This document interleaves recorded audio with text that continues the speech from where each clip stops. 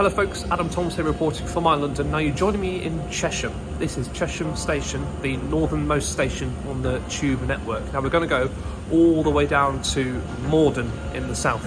It's going to be a long journey, but hopefully an interesting one and hopefully a worthwhile one. We're going to start here in Chesham, the underground's northernmost station. We're going to go all the way through the city. There will be a change or two, obviously, and then we will get to Morden right at the end in the south.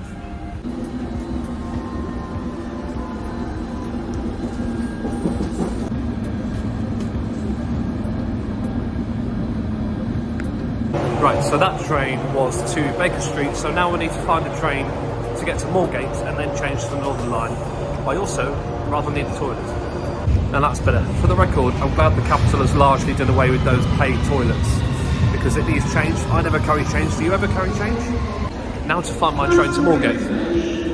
Here I am on the right platform. Luckily I was standing more or less right next to it.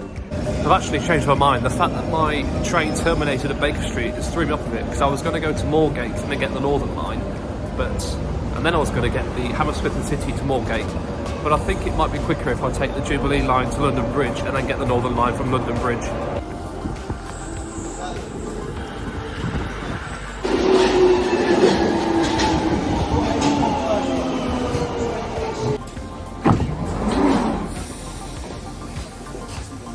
This station is on Baker Street. From the Jubilee line to the Northern Line at London Bridge. Now, the Jubilee line is my home line, it's the closest to me, so I'm on more familiar and easier territory here than at Baker Street.